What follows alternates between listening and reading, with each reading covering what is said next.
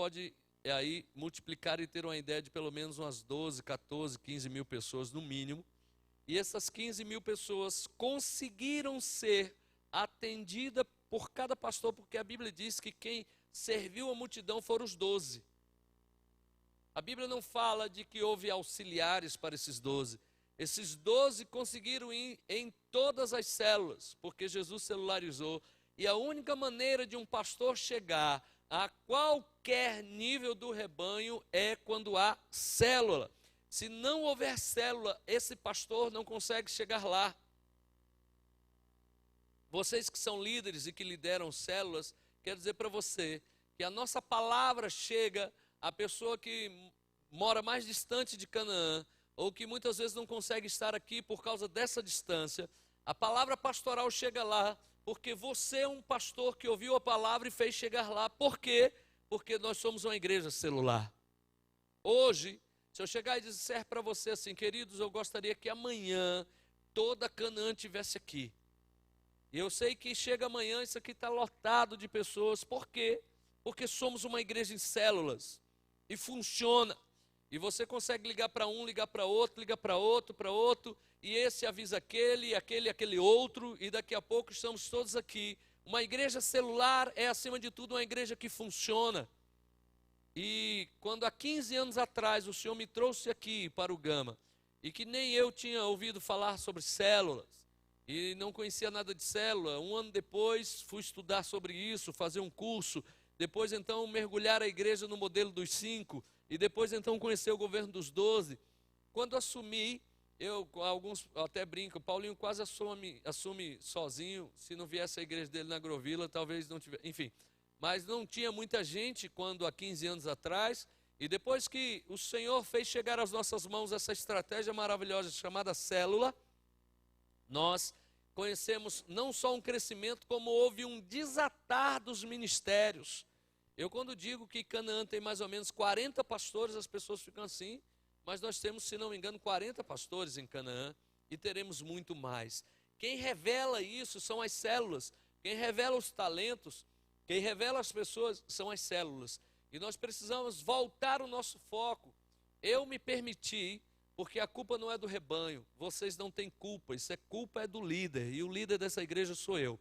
Eu me permiti desviar meus olhos para muitas coisas, congressos disso, palavras daquilo, congresso daquilo outro, eu me permiti desviar, e de alguma maneira bem sutil, por acreditar, quem sabe, que já estava tão consolidado, eu me permiti parar e de falar tanto sobre célula, eu me permiti nos domingos não ministrar mais como ministrava sobre a visão celular, e eu quero dizer para você que eu vou resgatar essas palavras. E pode ser que você, domingo após domingo, vá ouvir palavras que eu liberei há 10 anos atrás, 12 anos atrás, sobre visão, sobre multiplicação, sobre células. E domingo após domingo nós vamos ressuscitar até 7 de julho. Por quê, apóstolo? Porque eu creio que Deus, nesses 3 meses, vai derramar um fogo novo nas nossas células. Creio que o Senhor vai fazer um Pentecoste nas nossas células.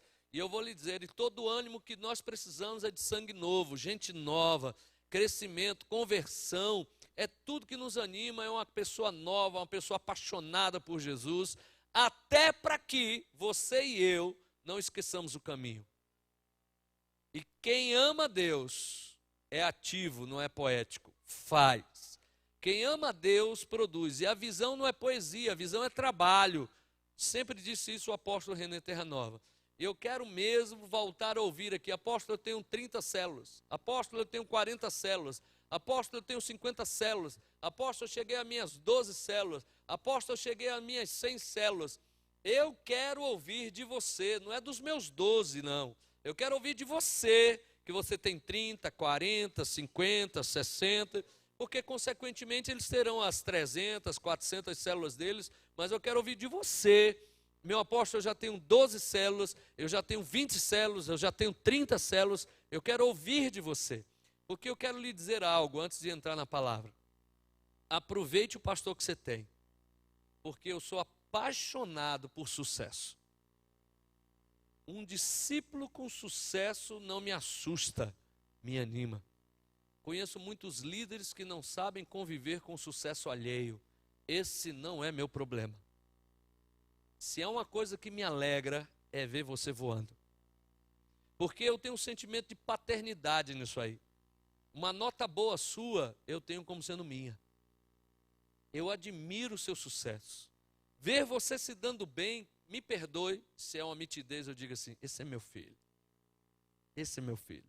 E tenho maior disponibilidade de dar púlpito, pregação, seja lá o que for, para qualquer pessoa que esteja de fato caminhando debaixo da graça do Senhor no sucesso.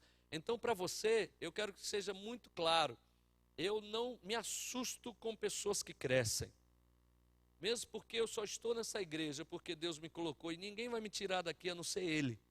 Eu não fico um dia mais nem um dia menos. É Ele quem tem o relógio. Então eu não preciso temer meu lugar, porque o meu lugar nem meu é. Eu estou ocupando um lugar que é de Deus e foi Ele que colocou. E o dia que Ele não quiser, Ele tira e põe outro. Então eu não preciso temer. Um homem inteligente não se cerca de pessoas burras. Um homem inteligente se cerca de pessoas inteligentes. Porque se não fosse isso, Naamã tinha morrido com lepra. Porque Naamã havia decidido voltar para casa com raiva, só porque o profeta disse para ele fazer algo que ele não quis fazer. E a equipe de Naamã disse, meu paizinho, se esse homem tivesse pedido coisa mais difícil, o senhor não teria feito, o que te custa? Vai lá e mergulha. E foi a palavra de homens sábios ao lado de Naamã, que levou Naamã a mergulhar numa cura sobrenatural. Então, eu sou apaixonado por pessoas inteligentes, gosto de pessoas inteligentes, pessoas que têm sucesso, e eu quero muito participar do seu sucesso. Quero mesmo que você tenha 30, 40, 50, 100, 200 células, porque eu, quando comecei a conhecer sobre células, eu nem imaginava que isso pudesse funcionar, não tinha esse nível de conhecimento. Começamos com um desafio muito grande de ter 16 células, e já passamos das 700. Eu nunca imaginei, quando a gente começa e vê assim, meu Deus, toda essa estrutura, levantar líder para isso tudo, a nossa mente é pequena de acordo com o meio que vive, então a gente vai vivendo num meio onde não tinha células, e aí eu dizia, meu Deus do céu, a gente chegou, uma vez passamos 2 anos e meio lutando para ter 400 células, hoje já chegamos a mais de 700 células, e hoje eu fico indignado porque não passamos de 1000, já era para sermos mais de 1000 células há mais de 2 anos, 3 anos, e não somos, porque nós desviamos o foco. E nós vamos nos voltar ao foco, porque a ajuda que você precisa vem da sua célula.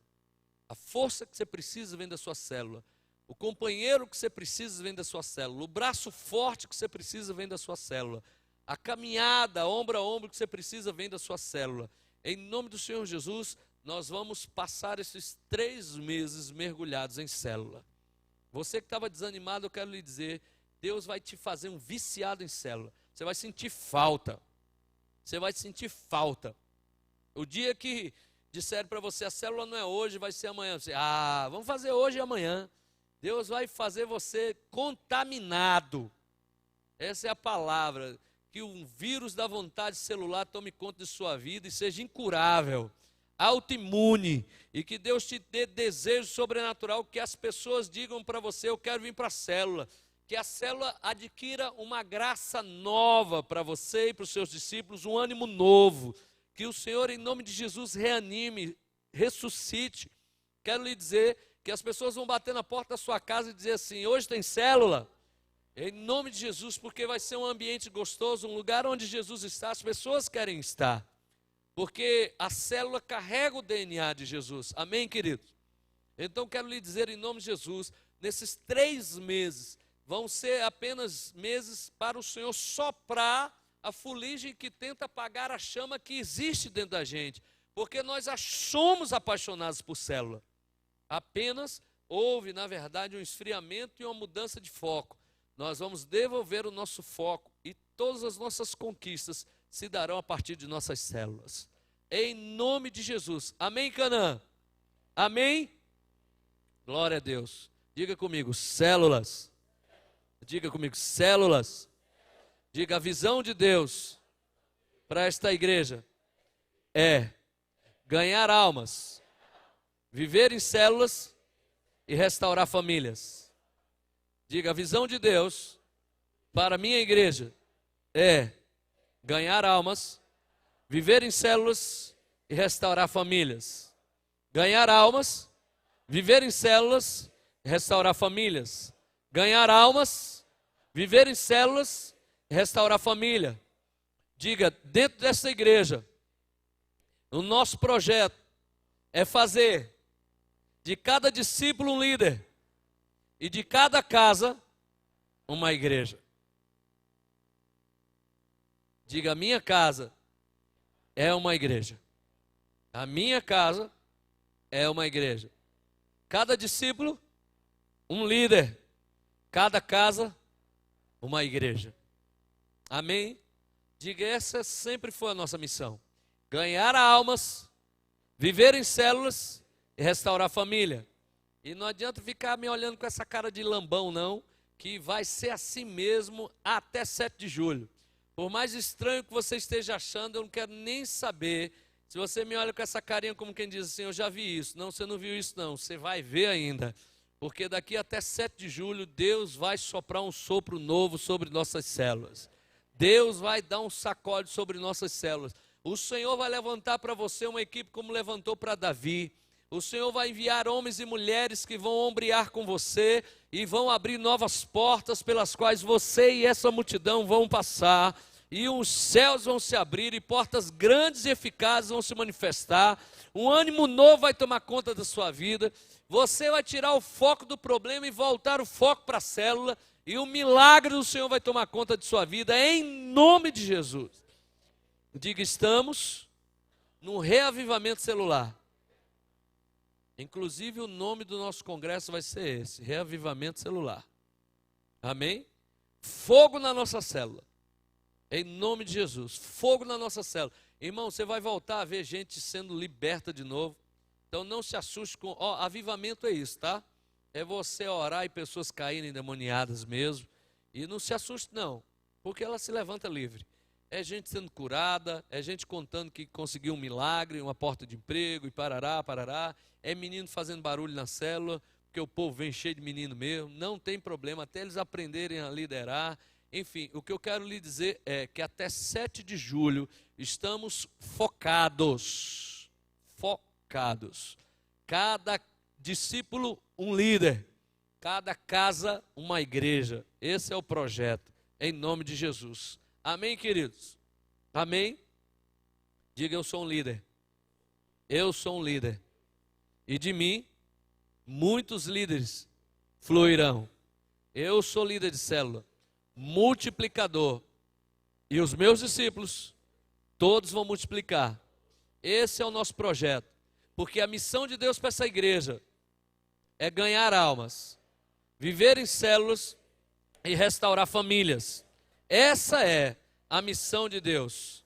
Agora, a minha missão é ser líder e fazer da minha casa uma igreja. Em nome de Jesus. Amém? Glória a Deus. Então vamos para a palavra. Acho que eu vou descer. Depois eu subo. Pergunte para o irmão que está aí do seu lado. O que você diria para uma pessoa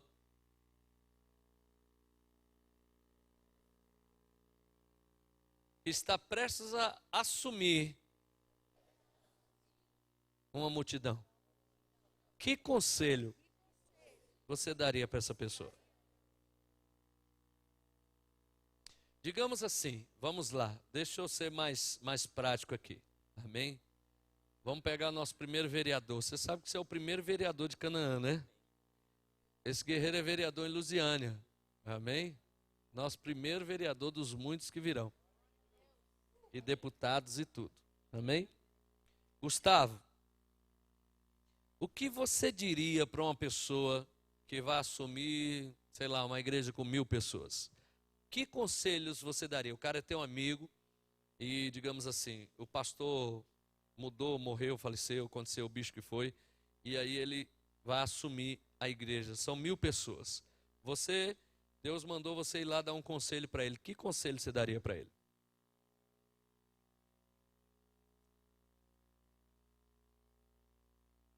Visão celular. Visão celular? Visão celular. E aí, crente, que conselho você daria para essa pessoa? Visão celular. Vamos lá. E você? Que conselho você daria para uma pessoa dessa? Visão celular. Tá, então vocês pararam de colar. A igreja já é na visão celular. Que coisa, rapaz. Parece bando de flamenguista, parece papagaio. Tá bom, beleza. Tá, resolvi o problema. A igreja já é em células, tá bom? Amém. O que você diria, Ranier? Trabalhar para levantar novos líderes, né? Amém. O que mais? Uma cobertura. Oh, o que mais? Vamos lá, Cido. O nariz. Opa. Queimou?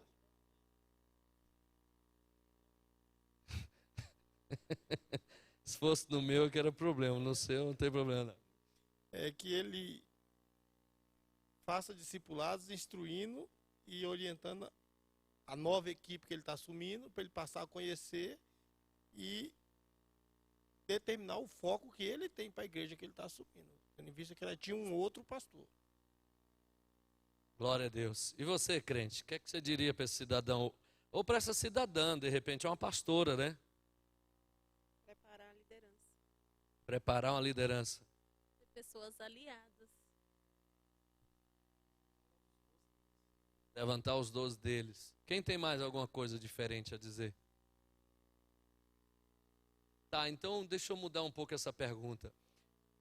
Amor por aquelas vidas, amém. Irmã Terezinha, o que é que a senhora acha que Deus diria para um homem desse? Se revista no meu poder, vá em frente e levanta sua liderança. Se revista do meu poder, vai em frente, levanta a liderança. O que é que você acha, pastora Fabiana, que Deus falaria para uma pessoa nessa circunstância? Bem, já tem cobertura, né, que já falaram. Equipe de 12. A igreja já está em célula. Discipular, né? Essa liderança. Eu creio que em hebraico, eu falo, hein? Eu diria que Deus diria para esse líder que ele aproveitasse essa multidão e levantasse com ela outra multidão muito maior ainda.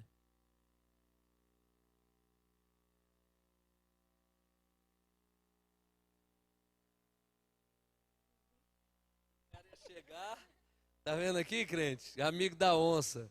O cara ia chegar e, Fabiola, e aí? Faço das minhas palavras a palavra do meu pai. Ah, toma vergonha, rapaz. O Dalton não estava lá não, para você dar o conselho, cara. Salva a família, vai. Seja forte e corajoso, por isso estou contigo.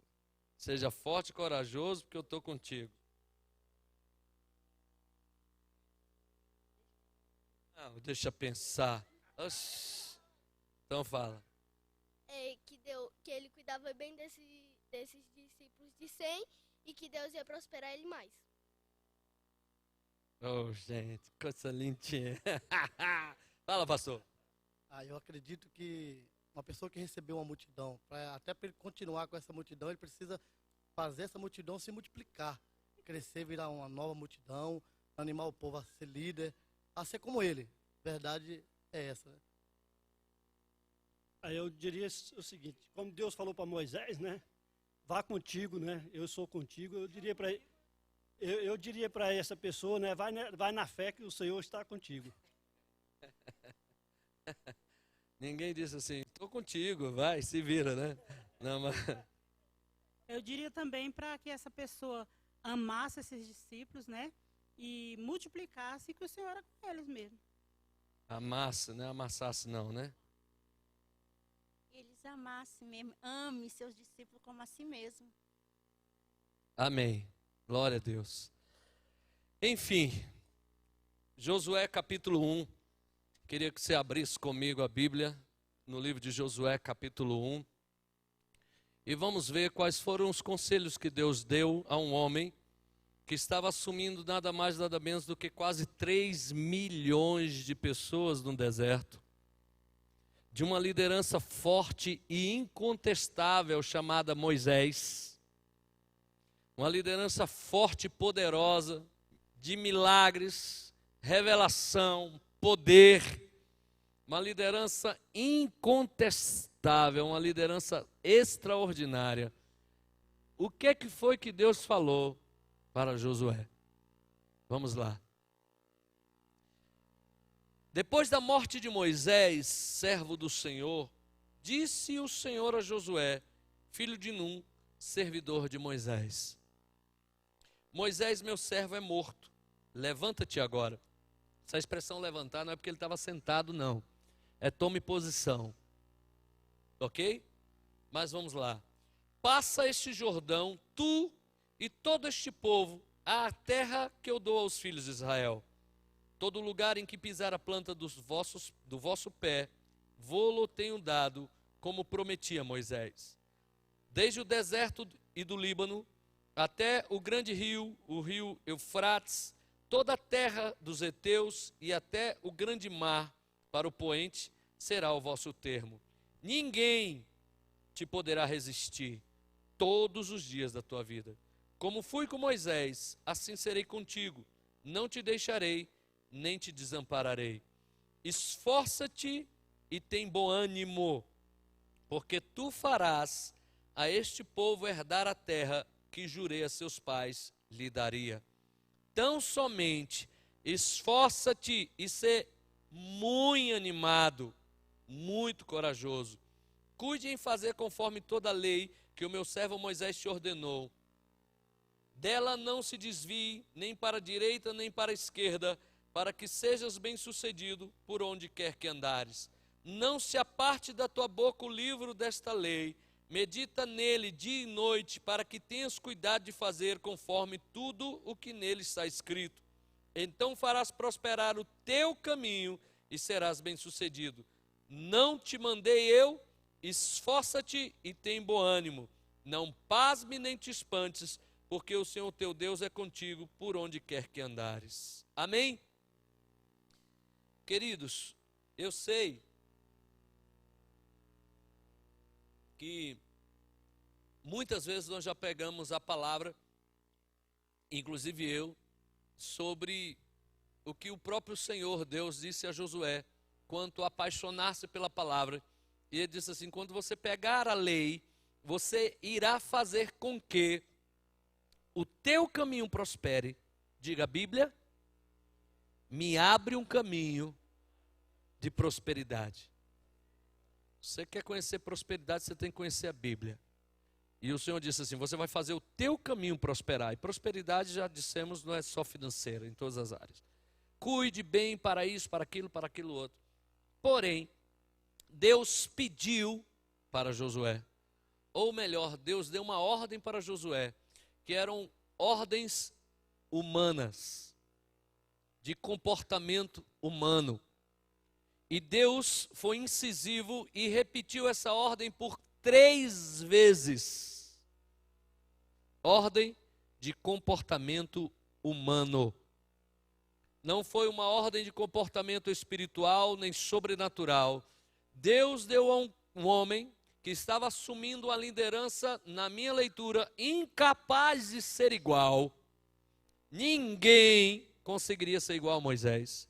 Ninguém conseguiria ocupar o lugar que Moisés ocupou. Ninguém faria o que Moisés fez. Porém, o Senhor deu a Josué um comando em que ele foi incisivo e repetitivo. Para quem gosta de estudar a palavra e entende isso, sabe que Deus não repetiria as mesmas coisas num discurso se não fosse importante. A única coisa que Deus repetiu por 3 vezes nessa leitura foi: esforça-te e tem bom ânimo. Esforça-te e tem bom ânimo. Vamos lá?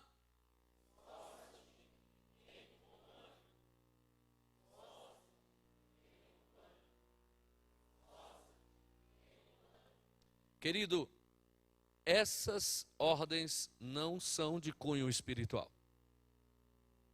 O esforço é humano. O esforço é um comportamento humano.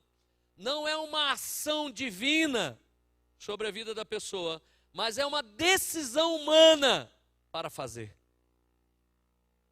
Porque as promessas de Deus, pastor Valdir, eram iguais ao que o senhor falou. Eu vou estar contigo. Ninguém vai te resistir. Se você andar, eu ando. Bota esse povo para caminhar e vamos para a terra, porque eu decidi botar você lá dentro. Agora, se você não se esforçar, nem você nem o povo entra. O esforço é uma expectativa que Deus tem da gente, porque as promessas, os dons, o poder para fazer, já havia sido prometido e estava disponível. Porém, Deus esperava e espera de nós comportamentos que só podem ser tidos por pessoas como nós. Porque o que faltava a Josué, Deus já havia dito que daria. Deus disse assim: todo lugar onde você pisar eu vou te dar. Ninguém vai conseguir te resistir todos os dias da vida. Homem nenhum faz isso, irmão. Homem nenhum é capaz de dominar todo lugar que pisa. Mas Deus é capaz de dar ao homem que promete todos os lugares que ele pisa. Homem nenhum é capaz de caminhar de tal maneira que ninguém resista a ele. Homem nenhum é capaz de fazer isso, mas Deus é capaz de fazê-lo. Homem nenhum é capaz de abrir o Jordão, como foi aberto por Deus através da vida de Josué. Homem nenhum conseguiria 42 batalhas de vitória, ou 44, se não me engano, que Josué teve, seguidas. Apenas teve uma escorregada em Ai, mas meses depois ele foi lá e venceu. Homem nenhum faria isso, por isso que Deus fez. Agora o esforço. Deixa eu lhe dizer uma coisa. Existem orações das quais Deus não ouve. Deus me esforça. E Deus vai lhe dizer: meu filho, isso é seu, não é meu. O esforço, e aí, querido, para quem entende, e todo mundo aqui é inteligente, sabe muito bem, esforçar implica em exercer uma força maior do que a natural. Esforçar é fazer mais do que o comum que se faria. O esforço é aquela força que você empreende, que você não imagina que poderia, ou que você não imagina que daria conta por tanto tempo. O esforço é aquela abraçada a mais, o esforço é aquele empurrão a mais, o esforço é aquela pedalada a mais, é o passo a mais. O esforço é aquilo que você acha que não daria conta e se lança a tentar fazer. O esforço é aquele suposto desgaste. O esforço é ir além do normal. Numa vida de exercícios, nada muda na gente sem esforço. Nada. Eu ouço pessoas dizer assim: eu estou caminhando. E quando eu vou ver, na verdade eles não estão caminhando, estão passeando. E a pessoa dessa pode caminhar a vida inteira, nada vai acontecer na vida dela dentro do resultado que ela espera. Ela está passeando. Ah, apóstolo, eu estou caminhando, eu quero emagrecer. Tá bom. Para você caminhar e emagrecer, existe um ritmo que o teu organismo dispara para dizer assim: bem, nesse ritmo eu vou ter que queimar gordura. Mas existe um ritmo que você anda em que a gordura diz assim: vá-se embora, meu filho, nós vamos caminhar junto. Senta um pouquinho, tá bom, vou sentar. Bora, rapaz, vamos. Não, tá bom. Se você quer um resultado, você precisa caminhar dentro de um nível diferente da caminhada diária. Porque senão aqui ninguém tinha problema qualquer nessa área, porque aqui todo mundo caminha, graças a Deus ninguém é aleijado. Mas se quer um nível de resultado, precisa empreender esforço. E esforço é justamente o que eu estou falando, é fazer mais do que o natural. Aqui todo mundo de alguma forma levanta peso, arrasta a cadeira, faz esforço, até para subir no ônibus tem que puxar seu próprio corpo, para entrar no carro, enfim. Esse tipo de esforço, ou esse tipo de força, não produz mudança muscular, não produz qualquer nível de mudança física. Por quê? Porque não é esforço, é apenas força. E o que Deus estava dizendo a Josué é: para que eu lhe entregue tudo que você precisa, eu espero que você se esforce. Querido, uma pessoa que tira nota ruim numa prova, e ele não estuda, quando ele vai fazer a mesma prova, ele corre o risco até de perder pontos. Porque se ele não estudou, até o que ele estudou, é possível que ele tenha esquecido. Uma pessoa que quer mudar suas notas na escola, não mudará sem esforço. Esforço lê-se o quê? Dormir tarde, acordar cedo, ler um pouco mais, desligar a televisão, desligar a internet, dedicar-se um pouco mais. Esforço quer dizer isso. E Deus disse a Josué 3 vezes, para você conduzir o que eu tenho nas tuas mãos, eu preciso que você se esforce. Crente, você precisa se esforçar para ler a Bíblia. Você precisa se esforçar para orar. Você precisa se esforçar para jejuar. Querido, a Bíblia não vai pular dentro de você. Se você não botar ela dentro de você, ela não vai pular dentro de você. Apóstolo, assim, é complicado, está difícil, minha vida está muito corrida. Arruma um gravador, grava a Bíblia, põe no ouvido enquanto você está indo de ônibus, de carro, seja lá o que for. Se esforça, varão. Paga um preço para você ter o que você quer. O que Deus estava dizendo para Josué, Josué, eu não abençoo preguiça. Eu não abençoo o comum. Eu só abençoo quem se esforça. A bênção não encontra o parado, a bênção encontra quem caminha. A bênção é uma ordem de Deus que vem a caminho daquele que vai ao encontro dela. E a bênção, ela está tão conectada com a gente que quando a gente para, ela para. Quando a gente senta, ela se aquieta. Quando a gente se movimenta, ela corre para nós. E Deus disse 3 vezes a este homem, esforça-te. Tem que se esforçar para vir para a igreja, irmão. Tem que se esforçar para vir para o discipulado. Tem que se esforçar. É correria mesmo. É dia a dia. Nosso descanso não é aqui, amém? Nosso descanso é lá com o Senhor. E de vez em quando Deus ainda arruma umas férias para nós, mas o nosso descanso não é aqui.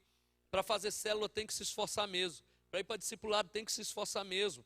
Para chegar aqui tem que se esforçar mesmo. É pular a lagoa de lama, é cair em buraco com o carro, é trazer guarda-chuva, é sair de casa com calor e chegar com chuva, é sair com o casaco na mão e voltar com ele debaixo do braço. É esforço, é estar aqui, é vencer o sono. Porque eu sei que aqui não tem nenhum preguiçoso. Querido, não existe preguiçoso liderando. Se você é líder é porque você não é preguiçoso. Eu sei por que você está vencendo o seu sono, por causa do seu dia, da forma que foi, e a gente se esforça para ficar acordado. E de vez em quando eu dou uns gritos porque eu estou vendo gente dormindo, e eu sei que é para te acordar mesmo, em nome de Jesus. De vez em quando eu falo, aí a pessoa, o que é isso? Nada, é só para você acordar mesmo, para você despertar. Mas eu sei que você está pagando um preço para estar aqui, eu sei que você está se esforçando por estar aqui, eu sei que você ouviu um comando ontem, por isso você está aqui. Eu sei que mesmo você que não veio ontem, teu líder ligou e disse assim, o apóstolo quer conversar contigo, e você mesmo cansado está aqui. Eu quero lhe dizer que Deus atende a pessoas assim. São pessoas que se esforçam, que têm a bênção de Deus sobre suas vidas. O esforço é premiado com a bênção. Deus não te premia com esforço. O esforço é premiado com a bênção. Não peça para Deus lhe dar o que Ele não vai lhe dar, que é uma atitude tua. Diga comigo, esforço não é um dom e nem uma bênção espiritual. Esforço é um comportamento meramente humano. Gente, até você, olha para mim, nem você quer ajudar quem não se esforça. Nem pai quer dar para o filho aquilo que ele não mostra interesse por ter. O esforço é inimigo da dádiva. A falta do esforço, melhor dizendo. Quem não se esforça se torna inimigo da bênção. A bênção não o alcança. Ninguém investe naquilo que não tem esforço. Você sabe e se sente desprestigiado quando está envolvido em algo e as pessoas que estão contigo não se esforçam. Quem joga bola aqui gosta de jogar bola? O dia que vocês me chamarem para jogar bola, leva papel e caneta que eu vou ensinar vocês como jogar bola. Quem gosta de jogar bola aqui? Você não manda bola para preguiçoso. Ô, vocês não jogam bola para mim também, cara? Você quer a bola no teu pé, tu não corre, tu fica parado o tempo todo, não faz nada, vai pro gol. Aí não tira do gol, porque nem na bola ele se joga. Gente, ninguém quer um preguiçoso do seu lado. A Bíblia diz que como vinho no dente, né, o vinagre no dente, é mandar um preguiçoso fazer alguma coisa. Meu Deus do céu, todo adolescente passa por essa fase. Meus filhos passaram pela fase de serem mortos pelo pai. Porque, meu irmão, quando você diz assim, fulano vai fazer isso, e o nordestino tem a mania de dizer assim, não rasta os pés não, moleque, né? E vai. Cara, pensa no cidadão que fica doente. Quando o bendito do telefone lá em casa toca, que é um telefone sem fio, e todo mundo acha que é assim, leva, e aí o telefone toca, o telefone vem correndo na gente, né? Mas não, e cadê o telefone? E procura estar debaixo do sofá, está debaixo da coberta. Isso eu sei que acontece só na minha casa. Estou falando que é só lá em casa que acontece isso. Esses dias eu comprei nos Estados Unidos um telefone onde tem uma base e 5 aparelhos para tocar a casa toda. Eu falei, não é possível, eu botei um lá como é que dá o nome? Na churrasqueira, botei um na pia, botei um do meu lado, botei um no quarto dos meninos, eu falei, não é possível. Aí veio um trovão, queimou os 5. Não tem problema não. Beleza, voltamos para o outro. Hoje de manhã eu estou vendo o telefone lá, plelelém, e eu acho interessante que todo mundo acha que é o outro que tem que atender. É barra, Kenneth, é barra. É barra. Sem esforço, querido, ninguém tem notícias novas. Sem esforço, ninguém é alcançado pela graça. Deus falou 3 vezes para Josué, olha, o que eu preciso de você para você liderar 3 milhões de pessoas é esforço. O resto eu faço. Meu irmão, se você se esforçar para ir na célula, a bênção chega junto contigo. Se você se esforçar para fazer a obra de Deus, a bênção do Senhor te alcança no seu esforço. O que Deus espera de você, Deus não pediu a ele, seja inteligente. Ó, 3º nível, faculdade, mestrado, hein? Pós-graduação, tem que falar línguas. Deus disse assim, eu espero de você esforço, porque no teu esforço eu vou lhe dar tudo que precisa. Olha, Josué, quando você for para a batalha, ninguém vai te resistir, mas tem que ir para a batalha. Deus não disse o seguinte assim, fica tranquilo que eu vou matar seus inimigos, não. Deus disse assim, vá para a batalha, que eu vou te dar vitória sobre todos os seus inimigos. Deus falou assim, eu vou premiar teu esforço, todos os dias da tua vida. Meu Deus, que profecia é essa? Que um dia o Senhor lhe diga isso. Ninguém te resistirá todos os dias da sua vida. Meu Deus do céu, que profecia é essa? Eu estou vendo esse povo?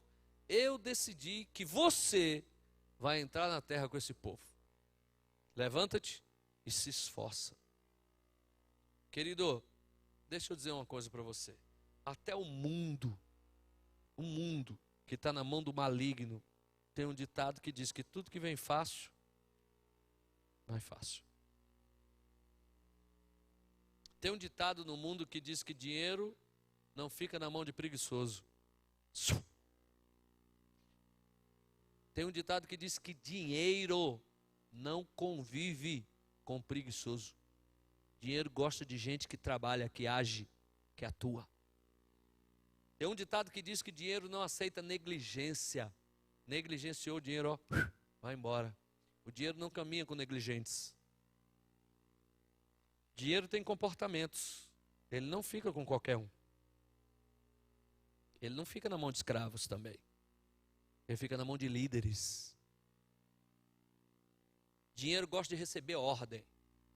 Dinheiro gosta de receber comando. Dinheiro gosta de ser governado. Dinheiro é apaixonado por quem manda nele. Agora o dinheiro tripudia, porque dinheiro é cruel. Ele ri da cara de quem não manda nele. O que o dinheiro mais gosta de fazer é humilhar.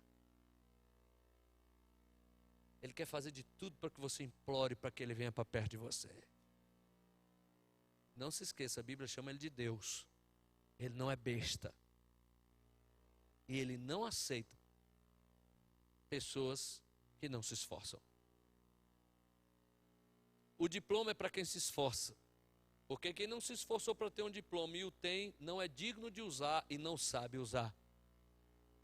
Quem não se esforçou para estar no lugar, logo, logo o lugar vai denunciá-lo. A incompetência vai bater na porta e dizer assim, esse aí não é digno de estar onde está porque ele não se esforçou para chegar lá. Ele pode chegar por uma caneta, porque é amigo do fulano, amigo do Beltrano, mas ele vai precisar de quem sabe para poder que as coisas acontecerem. O esforço te consolida onde você está. E o esforço te faz subir para alcançar os lugares que Deus tem para você. Agora isso é atitude humana. Esforçar é uma decisão humana, não é uma decisão espiritual. O esforço é uma decisão do indivíduo. Amém, querido? Segunda coisa que Deus falou 3 vezes para este homem. Tem de bom ânimo. Vamos lá?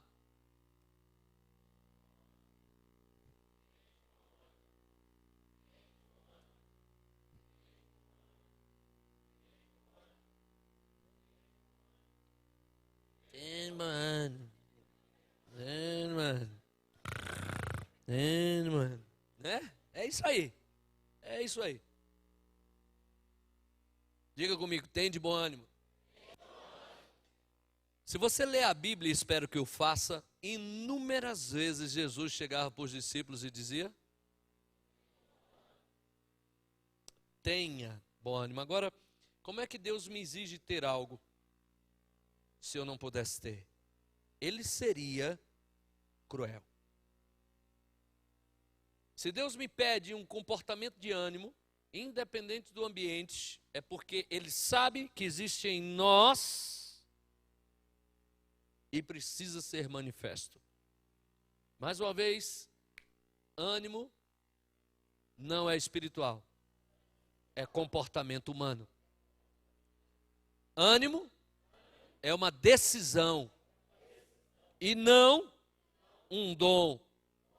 Ânimo pode até vir por uma profecia, por uma palavra, mas ele é um comportamento humano. Queridos, houve uma época, pastor Edmilson é dessa época, ele pode explicar melhor, o Dalton é antes dessa época ainda um pouquinho, em que os desenhos eram parados, lembra, pastor?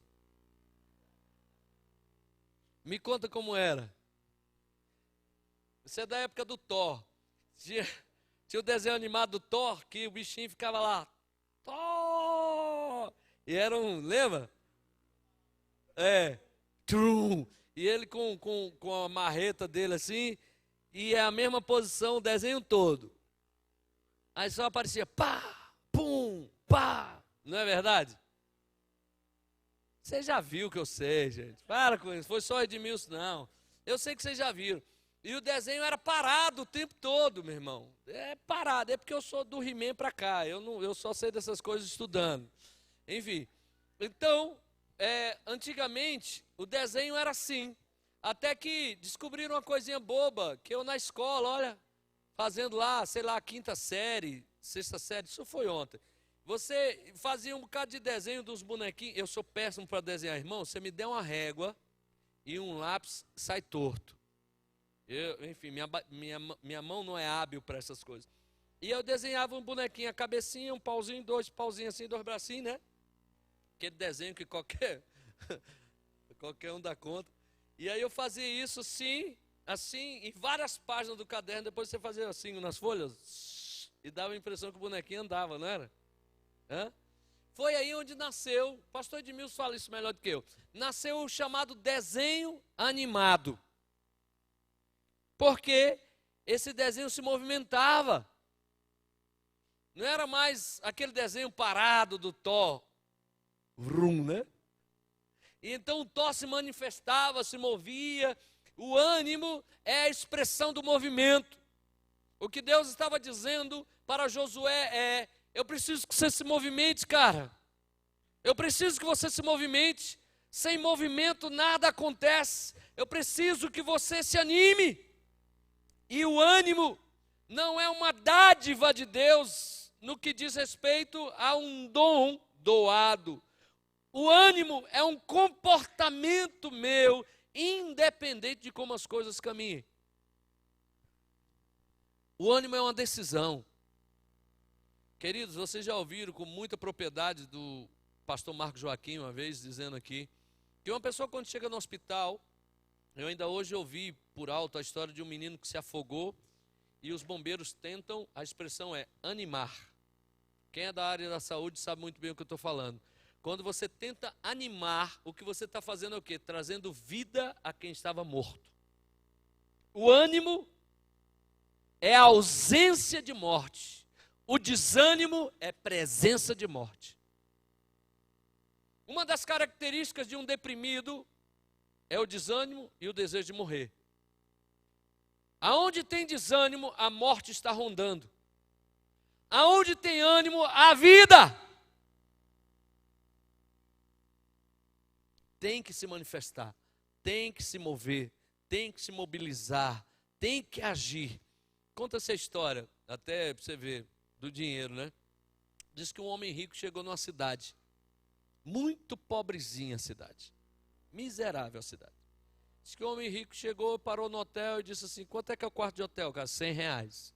Falou: eu quero um. E deu R$100. Aí o dono do hotel correu, rapaz, e foi no açougue pagar R$100 que devia, porque tinha feito comida para outros hóspedes, só que há muito tempo não entrava dinheiro, ele estava devendo R$100 no açougue. O cara do açougue ficou muito feliz, quitou a dívida do hotel e correu no frigorífico, porque tinha comprado carne do frigorífico, e como há muito tempo a turma não pagava, inclusive o hotel, ele estava devendo R$100 no frigorífico e foi lá pagar.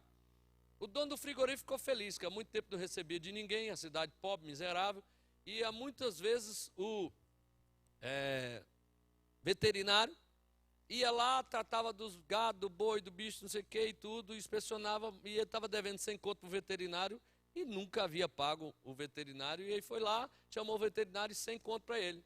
O veterinário, mais do que depressa, né, ele correu no hotel, que de vez em quando ele dormia lá, e ele já estava devendo, porque ele não morava na cidade, ele estava devendo o dono do hotel, porque muitas vezes ele dormia e os clientes não pagavam.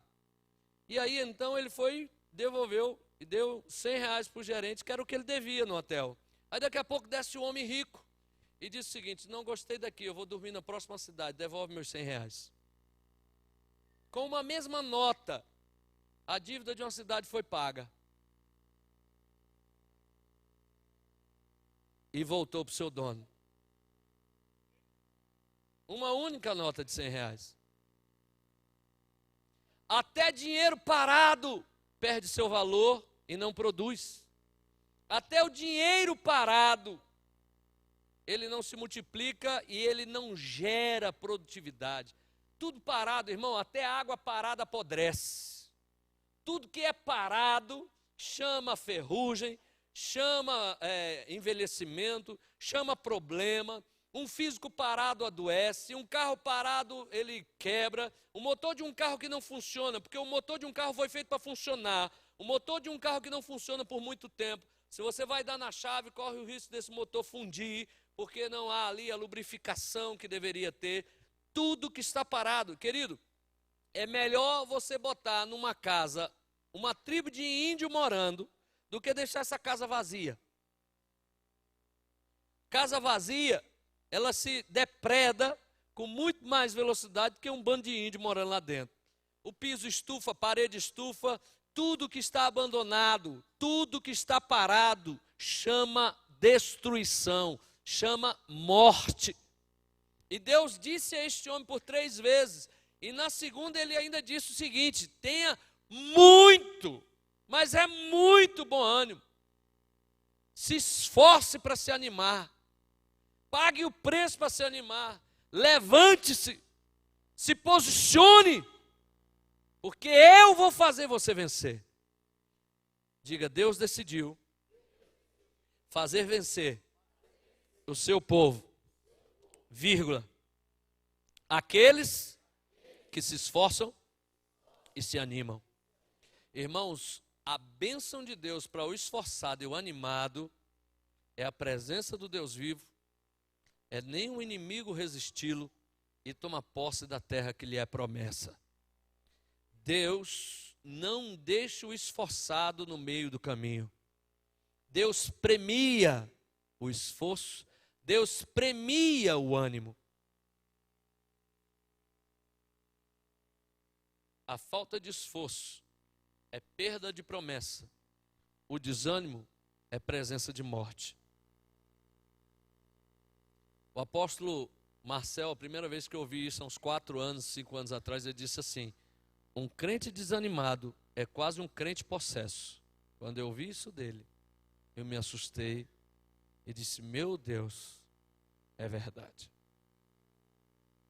O ânimo fala de fé. Um crente desanimado é, acima de tudo, um crente que está ausente de fé. Porque o desânimo dele é consequência do que ele não acredita. Um crente desanimado é, acima de tudo, alguém que não acredita que Deus o atendeu na hora certa. Ele é, acima de tudo, alguém que não acredita que Deus veio resgatá-lo na hora certa. É tanto que a própria palavra diz que uma promessa demorada, ela produz desesperança, ela produz desânimo, e Deus não é causador de desânimo. Quero que você entenda uma coisa, em primeiríssimo lugar, todas as vezes que o desânimo bater na sua porta, e bate, ele nunca vem acompanhado de Deus. Nunca. Porque o desânimo traz morte, e Deus não traz morte. Quando o desânimo bater na sua porta, saiba que não foi enviado por Deus. Quando o desânimo bater na sua porta, saiba que você precisa se posicionar. E é um posicionamento humano. É uma decisão humana. E ela independe dos de fora. Porque o ânimo habita dentro do indivíduo. Você pode decidir fazer o que ninguém quer fazer. Você pode decidir caminhar o que ninguém quer caminhar. Você pode decidir liderar o que ninguém quer liderar. Você pode decidir ganhar o que ninguém quer ganhar. Você pode decidir querer o que todo mundo desistiu. Você pode ser o único que quer quando ninguém quer. Porque o ânimo é uma decisão sua. É um comportamento seu. O ânimo movimenta, o ânimo agita, o ânimo cria, o ânimo projeta. E te digo mais, querido, entre uma escolha, se você for sincero, você sempre vai escolher estar do lado de alguém animado. Você nunca vai querer fazer uma viagem do lado de um desanimado. Você nunca vai querer fazer uma caminhada do lado de um desanimado. Você nunca vai querer mergulhar numa jornada do lado de um desanimado. Você nunca vai querer compartilhar seu sonho com um desanimado.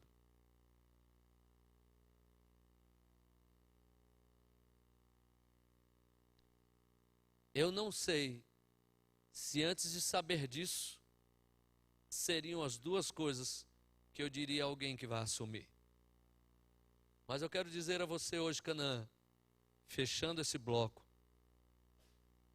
tudo o que você precisa para ser um bom líder, para que Deus atue na sua vida, é se esforçar e ser animado. Se esforçar na leitura, se esforçar no buscar, se esforçar no discipular, se esforçar para ser discipulado. Tudo o que você precisa. Não se esqueça, Deus recompensa o esforço. E tudo que você precisa É impressionante que nós temos uma herança adâmica. Vem lá do Jardim do Éden. Nós temos uma herança adâmica cujo comportamento é transferência. Nós temos o comportamento de transferir para as pessoas os nossos problemas. Nós temos o comportamento de transferir para as pessoas as dificuldades que vivemos. Nós temos o comportamento de manifestar como causa do nosso problema terceiros. Eu quero lhe dizer que você pode estar numa cadeia e estar animado, você pode estar num leito de hospital e estar animado, você pode estar diante de uma perda e estar animado. Assim como existem pessoas livres, desanimadas, existem pessoas saudáveis, desanimadas, existem pessoas ricas, desanimadas, existem pessoas de todos os níveis e classes sociais desanimadas. O ânimo é uma decisão que independe de como as coisas andam. Aliás, o que muda as coisas ao nosso redor é o nosso ânimo. O ânimo cria, o ânimo pinta, o ânimo reforma, o ânimo constrói, o ânimo convida, o ânimo projeta, o ânimo realiza, o ânimo convida, o ânimo ensina, o ânimo sonha, o ânimo se alegra. E tudo que Deus pediu para este homem foi: se esforce e tem de bom ânimo. O resto é comigo. Só não posso esquecer de te dizer, Josué, tem uma lei. Quando você lê essa lei, você vai entender tudo que eu quero para você. Você vai saber conduzir esse povo e conduzir sua própria vida. Leia, não se esqueça, leia. A base do que eu quero para você, Josué, está na Bíblia. Tudo que eu ensinei a Moisés está escrito. Não se aparte, porque dela, o que é que vai acontecer? Você vai cuidar da sua vida e vai conseguir cuidar da vida daqueles que dependem de você. Você vai fazer prosperar o teu caminho e levar este povo ao projeto. Mais uma vez, seja forte e corajoso. Eu gosto que Deus não esconde as coisas. Ele diz: não pasme. Você sabe o que é pasmar? É um pouco mais do que assustar. É ficar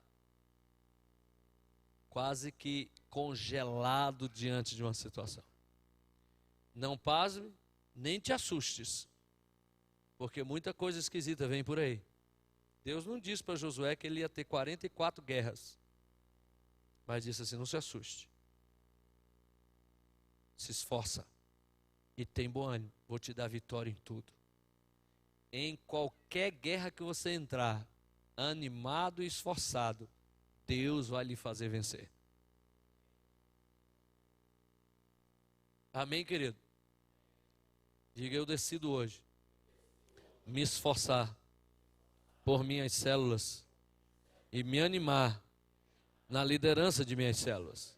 Eu decido hoje me esforçar pela obra do Senhor e me animar por causa da obra do Senhor. Eu decido hoje, no meu trabalho, na minha casa, nos meus estudos, na minha igreja, no meu chamado, como pessoa, como marca da minha vida, eu decido ser esforçado e animado. Deus não vai deixar você sem ser premiado, amém? Glória a Deus, aleluia, aleluia. Essas palavras são palavras que nós precisamos carregar para todo o histórico de nossas vidas. Em momento algum cabe o desânimo. Em qualquer lugar cabe o ânimo. Em momento algum cabe o abandono.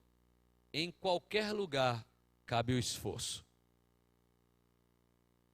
Para tudo e em todos os lugares cabem ânimo e esforço. Todas as áreas de sua vida. Para cozinhar, para lavar, para passar, para qualquer coisa. Meu irmão, se você vai assistir televisão, pode ser o melhor programa da tua vida. Se você não tiver ânimo, você dorme.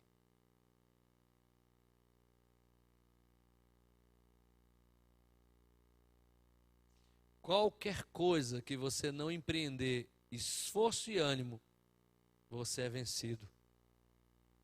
Qualquer coisa. Irmão, qualquer coisa.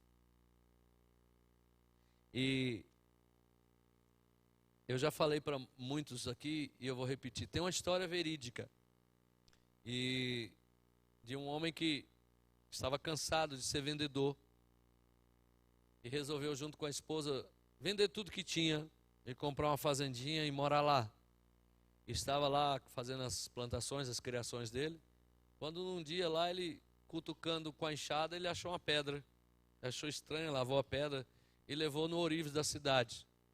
E o ourives disse assim: isso é ouro puro. Onde você achou? E ele com medo mentiu, disse: não, isso é herança dos meus pais e tudo, eu só queria saber quanto vale. Aí ele chamou alguns amigos, parentes, e contou o que aconteceu. E eles se associaram e começaram a cavar e acharam muito ouro. E se uniram e compraram um maquinário e começaram a extrair ouro. E foram extraindo ouro e investindo em maquinário e tudo e tal. E de maneira que o que eles compravam, investiam. E começou o filão do ouro a diminuir a quantidade da extração de ouro. Um dos sócios pulou fora, outro pulou fora. E aí ele não tinha mais ânimo para tocar a coisa. Ele resolveu vender a fazenda, vender todos os equipamentos, vender tudo e voltar para a vida antiga. Tal foi a decepção dele. E ele estava vendendo aspirador de pó. Ele era vendedor de porta em porta de aspirador de pó. Quando num desses dias ele passava na frente de uma banquinha de jornal e uma matéria: achado o maior filão de ouro dos Estados Unidos. E ele, que já tinha sido garimpeiro, ele resolveu pegar e ler. E ele viu a foto. Eram as máquinas dele. Era a fazenda dele e o cara que havia comprado dele as terras. E o atual proprietário dava uma entrevista da seguinte forma para o jornalista: todo o território que tem ouro, ele tem ouro por camadas. E o proprietário anterior, ele parou numa camada que parou de produzir ouro. Se ele tivesse cavado mais 1 metro, que foi o que eu fiz, ele teria achado o filão de ouro que eu achei. Ele ficou indignado, porque ele parou a 1 metro de toda a história dele. E ele tomou uma decisão, ele disse que nunca mais desistiria. Ele se tornou, de novo, um dos homens mais ricos dos Estados Unidos vendendo seguro. Ele tomou uma decisão e dizia assim: nunca volto para casa sem vender um seguro. E aquela frase marcou a vida dele, que o homem disse: se ele tivesse cavado mais 1 metro, ele teria achado. E ele se tornou, como disse, um dos homens mais ricos dos Estados Unidos, porque ele não aceitava voltar para casa sem fazer uma venda.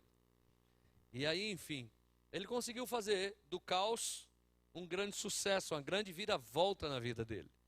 Deixa eu dizer para você, todos nós experimentamos perdas, todos nós experimentamos problemas, todos nós experimentamos escassez, todos nós experimentamos reveses na vida, todos nós enfrentamos ataques, contra-ataques, abandonos, todos nós enfrentamos todos os tipos de problema.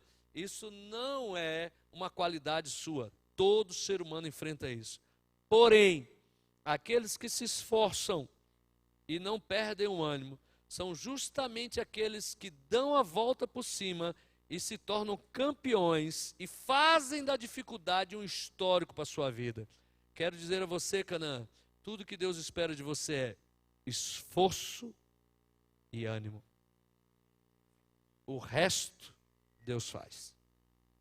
Amém, querido? Se ele precisar de uma revelação, ele traz. Eu domingo estava pregando E de repente Deus me mostrava o coração assim, tem uma pessoa aqui que se ele não vier hoje ele vai morrer. E existem pessoas do nosso meio muito mais usadas em revelações do que eu. Só que na hora, quem estava com o microfone era eu. E Deus precisava libertar esse homem. E o que eu quero te dizer é que se Deus precisar dar uma revelação para você, Ele dá, ainda que você não tenha esse dom. E eu falava e eu insistia, até que ele veio. E eu disse, que bom que você veio. E orei por ele. E um casal, o pastor Edmilson estava junto comigo, uma senhora que é nova na igreja, convertida, disse assim, pastor, quando aquele homem de azul veio vindo para frente, eu via todas as coisas ruins acompanhando ele. Todas as coisas malignas acompanhando ele. Não foi que ela falou isso? Pastor, eu poderia ir lá na frente e dizer para o senhor todos os que tinham ali um demônio. E eu vou lhe dizer, Deus não me usa muito em revelações. Mas Ele precisou, Ele me usou. E se Ele precisar, Ele te usa. Ainda que você não tenha dom de curar, se Deus precisar curar alguém na célula, Ele vai usar você. Agora não tem como Deus usar você dentro de casa, desanimado, sem se esforçar. Se Deus precisar de uma revelação para mostrar como está a vida de alguém, Deus abre os teus olhos e te mostra. Ainda que Ele não mostre de novo, mas na hora que Ele precisar, Ele mostra. E se você estiver precisando, Ele lhe dá. O que eu quero lhe dizer, que você não pode deixar de ir porque não tenha. Você tem que ir porque Deus te dará. É diferente. O dia que isso acontecer eu vou. Não, vai que acontece. Porque a promessa é essa, os sinais acompanharão os que creem. Então quem crê caminha, e no caminho você vê o milagre. Irmão, milagre é amigo de gente animada. Milagre é amigo de gente esforçada. Vocês se lembram quando há alguns anos aqui Hernandes Santos estava e ministrando e gente sendo curada, levantando de cadeira de roda, e tinha um homem sentado na frente, ele virou para o homem e disse assim, o que é que você está fazendo sentado aí ainda, vendo essas pessoas tudo sendo curadas? Ele disse, eu não consigo. Não havia nele ânimo e coragem, nem para tentar. Aí eu me juntei com os outros, bora cara, bora tentar. Ele, não, já tentei isso outras vezes. Bora cara, eu boto as suas pernas para andar, a gente vai, vamos. Não, me deixa aqui. Ele foi curado, irmão. Ele colocou alguns cegos, e 2 foram curados.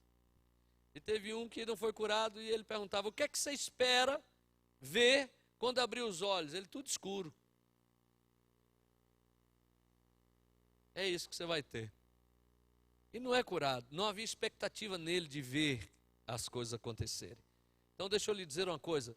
Deus premia quem se esforça e quem tem ânimo. Amém? Foi o que Deus disse. Levante-se. Onde estão os animados e os esforçados dessa igreja?